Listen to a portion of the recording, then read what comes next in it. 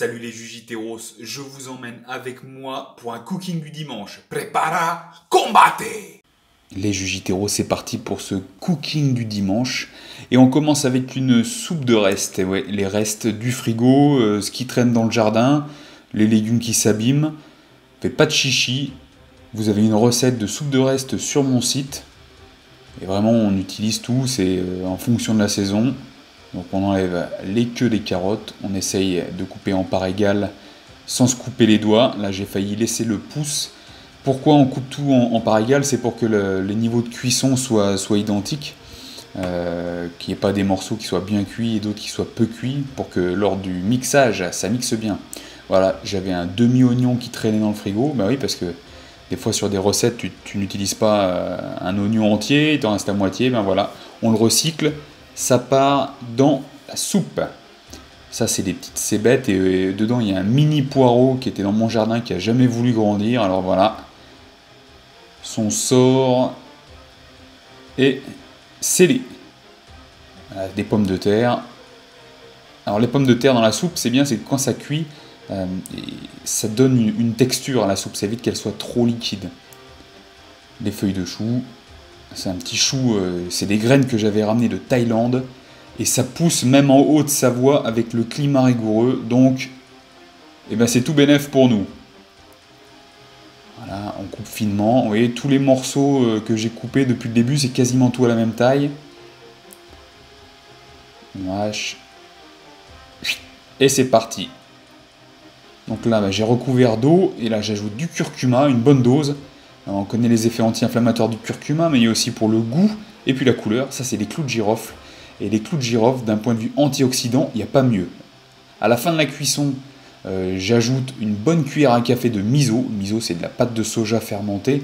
Ça donne un super goût. C'est fermenté, ça apporte des nutriments à l'organisme. Et voilà, le mixeur plongeur, on mixe l'ensemble. Si ça mixe pas trop, tu rajoutes un peu d'eau chaude. Et voilà, après, tu mixes en fonction de la texture désirée.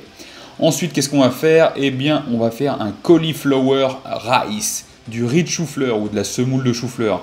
Tu commences déjà par enlever la queue et les feuilles qui sont annexes. Les feuilles, j'aurais très bien pu m'en servir pour la soupe, sachant que la soupe que j'ai présentée précédemment, je l'avais fait cuire pendant que je faisais ce chou-fleur.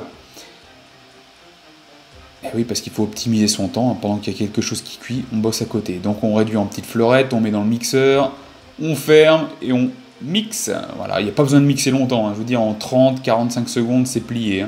Une bonne semoule bien fine. On fait ça en 1 ou 2 passages. Voilà. Et ensuite, mon livre, NutriFit Kitchen. Pourquoi je vous le montre? Parce que je vais faire une petite recette issue de ce livre. Ouh, elles sont belles. Ça, c'est des Energy Balls. Ce sont les abricots. Ben oui, abricots et noix de cajou. Sauf que là, j'ai pas de noix de cajou, je vais faire avec des amandes. Donc voilà, 160 g d'amandes, de l'huile de coco que je vais faire fondre après, et des abricots secs. Alors dans un premier temps, les amandes, tu les pulses, voilà, tu les réduis progressivement, pas en poussière, hein, c'est vraiment en petits copeaux. Il faut quelques temps, voilà, pas plus gros que ça, pas plus fin. Ensuite, tes abricots, pour que ça se mélange bien lors du prochain mixage, il faut que tu les découpes en petits cubes, sinon jamais ça mixera, tu n'auras pas un bon résultat. Donc tu les découpes, voilà. Sachant que les abricots secs vont t'apporter aussi pas mal de nutriments, des bons glucides, alors que les amandes vont t'apporter également des bons nutriments, des bons acides gras. Voilà, tu ajoutes ton huile de coco que j'ai fait fondre.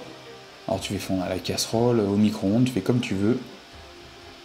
L'huile de coco, le but, c'est que quand ça refroidit, ça fige les boules pour qu'elles tiennent bien. Et en même temps, l'huile de coco, il y a pas mal de triglycérides à chaîne moyenne qui sont très bons pour la production énergétique. Là, pendant le mixage, je me suis rendu compte qu'il n'y avait pas assez d'abricots, donc j'en ai recoupé 3-4 que j'ai ajouté. À la fin du mixage, tu mets dans une assiette que tu vas placer au réfrigérateur. Pourquoi? Parce qu'en fait, le fait de refroidir, ça va faire refroidir l'huile de coco et ce sera plus facile pour malaxer et comme voilà, ce beau massage avec les doigts. Et ensuite, pour former les boules, en fait, il suffit simplement de serrer très très fort. Voilà, une main experte, parce que je vous dis, j'en ai fait des milliers, des Energy Balls, pour moi, les enfants, la famille, et puis j'ai même des gens qui m'en commandent. Voilà, une belle boule. Là, je m'en fous de la taille ni du grammage, hein. C'est vraiment pour la consommation personnelle. Ça peut aussi bien se faire pour le petit-déj, en snack avant l'entraînement, après l'entraînement, quand tu as une petite faim. Voilà, il faut juste pas abuser. C'est magnifique. On va partir sur un lait de coco maison, voilà, avec de la coco râpée. Une tasse de coco râpée pour 3 tasses d'eau. On peut bien sûr en mettre 4 ou 5 tasses d'eau. Alors c'est une recette que j'avais déjà mis sur YouTube. D'ailleurs, en haut à droite, je vous mettrai un petit lien pour arriver directement sur la vidéo. L'idéal, c'est quand même de laisser tremper un peu la poudre de coco dans l'eau pour que ça se diffuse bien. Tu mixes bien pendant une bonne minute. Ensuite, tu verses dans un récipient avec un sac à lait. C'est un sac à lait végétal. En fait, tout simplement, c'est un filtre dans lequel tu vas garder les copeaux, les résidus, pour vraiment en extraire que le liquide. Et ça, rien que ça, c'est un bon travail pour les avant-bras. Vous allez voir tout doucement la veine sur mon biceps gauche se dessiner. Ouais, magnifique.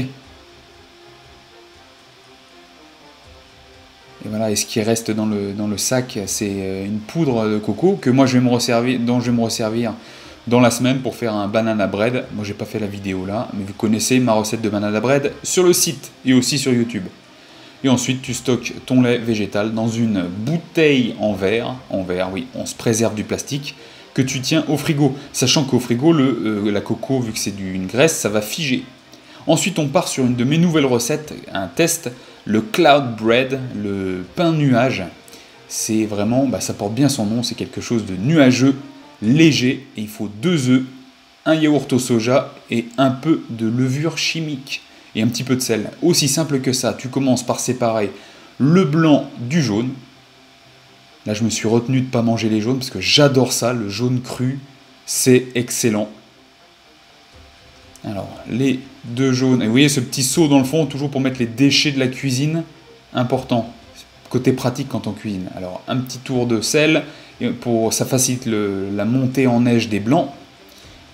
Voilà, alors il faut quelques minutes, bien sûr, prendre son mal en patience. On peut bien évidemment le faire au fouet à la main, mais ça prend beaucoup plus de temps. Là, tu rajoutes l'équivalent d'une demi-cuillère à café de levure chimique. Mais je suis même pas sûr qu'il y en ait forcément besoin. Il faudra que je fasse un test sans la levure chimique. Voilà, tu vois, ça tient bien, ça coule pas. Dans tes jaunes d'œufs, tu ajoutes 1, 2 et 3 cuillères à café. Là, c'est du yaourt au soja, mais tu peux aussi mettre du yaourt à la grecque ou tout type de yaourt, hein. Tu mélanges bien, tu verses dans les blancs. Et ensuite, tu incorpores délicatement. Le tout, c'est pas de battre, c'est d'aller délicatement pour pas péter l'air qui est dans le blanc d'œuf. Voilà, et après avec une cup, voilà, tu vas faire des petits pains. Voilà, des petites boules. J'ai fait ça avec cette cup, mais bon, j'aurais très bien pu faire ça avec une cuillère à soupe. Le tout, c'est de donner une forme particulière. Vous voyez, ça fait vraiment léger, onctueux. Et comme c'est un test, à ce moment précis, quand je le fais, je ne sais toujours pas à quoi ça va ressembler et quel goût ça va avoir. Voilà, c'est beau, ça fait un peu comme des meringues. Avant d'enfourner, tu enfournes pour 20 minutes à 180 degrés. Voilà, ça sort, vous voyez, ça a doré, c'est beau.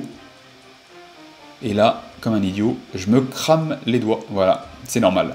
Et par contre, je m'en suis servi, c'est vraiment léger avec mon fruit préféré, l'avocat. Vous voyez, c'est souple. Hein, pour un petit déj le lendemain, là, avocat, un petit peu de feta dessus, c'est plié. Hein.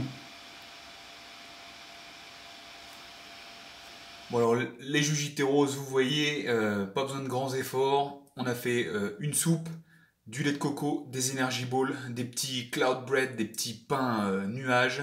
À vous d'essayer. J'attends vos retours dans les commentaires. Dites-moi si ça vous a plu et si vous voulez d'autres vidéos comme ça. Je vous dis à la prochaine. Paro!